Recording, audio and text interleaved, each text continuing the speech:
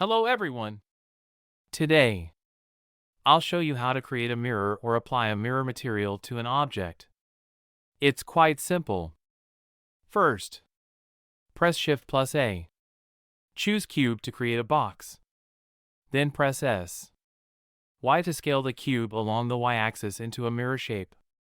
Next, go into Edit mode by pressing Tab. Switch to Edge Selection mode or press 2. Then press A to select all edges.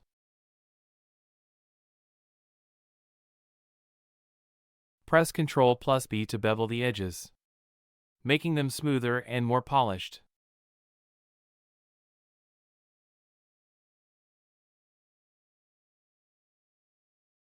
Move the mirror upward by pressing G to align it with the ground plane, as we'll add a plane beneath it later.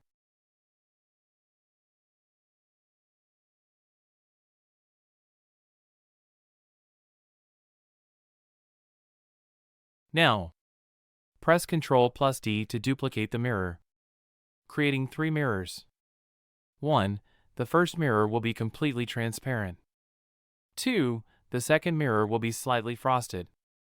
3. The third mirror will be frosted by 70%. Offset the mirrors slightly for better visibility of the differences. Next, create a plane, Shift plus A plane, to simulate a surface, like a table or the ground.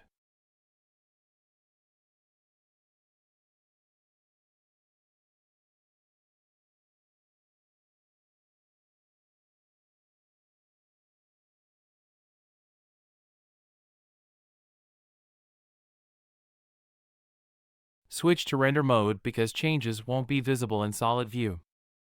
For rendering settings, go to Render Properties. Change the render engine to cycles for realistic effects.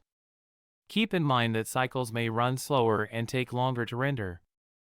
If your system has a GPU, set the device to GPU, otherwise, it will use the CPU, which might be slower. Add lighting by pressing Shift plus A, selecting light, and choosing any type. Move it above the mirrors and set the brightness to 1000 watts for stronger illumination. Adjust the light direction as needed.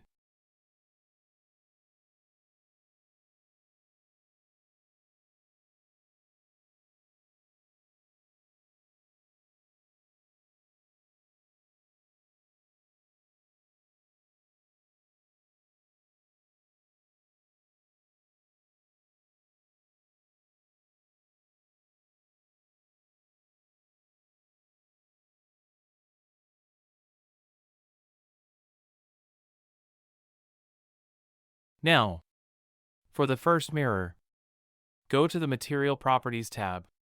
Set roughness to 0 for complete transparency. Set transmission to 1 for maximum transparency and adjust IOR, index of refraction, to 1.45, which matches real-life glass. For the second mirror, increase the roughness slightly to make it frosted. You can also add a bit of color for variety. For the third mirror, set the roughness higher to create a heavily frosted effect.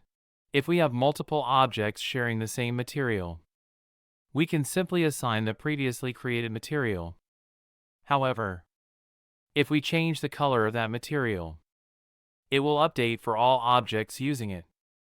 To avoid this, I prefer assigning a unique material to each object for easier management.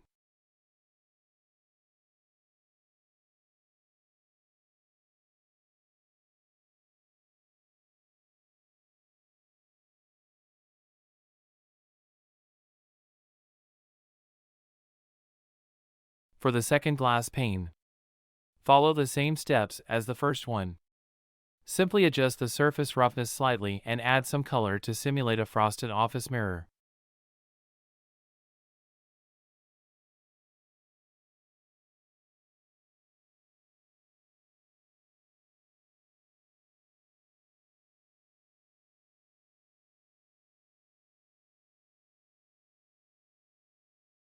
Do the same for the third glass pane, increasing the roughness to 70% to create a frosted glass effect, similar to bathroom glass.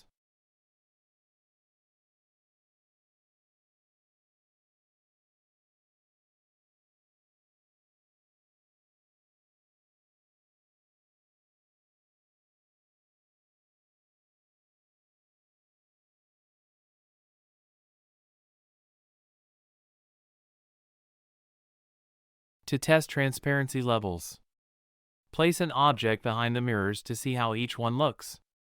While in render mode, the system might lag a bit due to continuous calculations.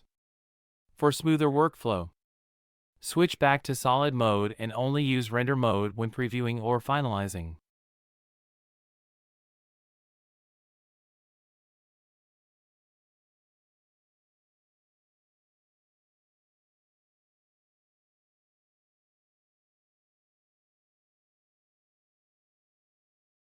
Now, let's place an object behind the glass to see if it realistically mimics the real-world effect. Here, I'll use the monkey, Blender's iconic symbol, and give it a red color to make it look nicer. Adjust its position slightly to find the best angle for rendering. Make sure not to let the front object block the one behind, otherwise, we won't be able to observe the effect properly.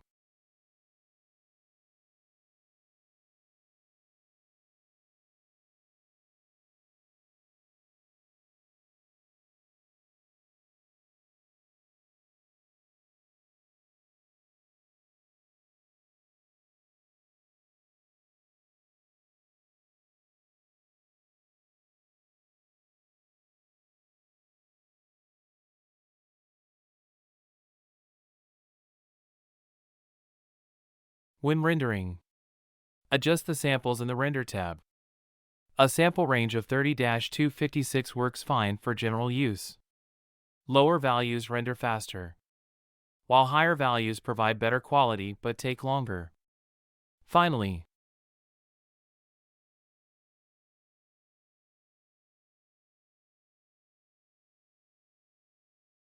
add a camera to set up your desired angle. Once ready, render the scene or an animation, and enjoy your results. To set the camera to your current viewpoint, press Ctrl plus Alt plus 0 to snap the camera to your view. Press N to open the sidebar. Go to the View tab, and enable Camera to View to adjust the object's position within the camera frame.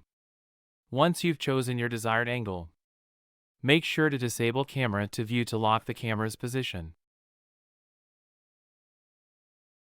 Once you've positioned the camera at your desired angle, press F12 to render the image. The render speed depends on the sample value you set. Lower values, 1 to 256, will render faster with acceptable quality, while higher values will produce more detailed and sharper images but will take significantly longer to render. At the top, you'll see the render progress bar running from 0 to 256. Once it's complete, click on Image and select Save as to save the image to your computer. That's it.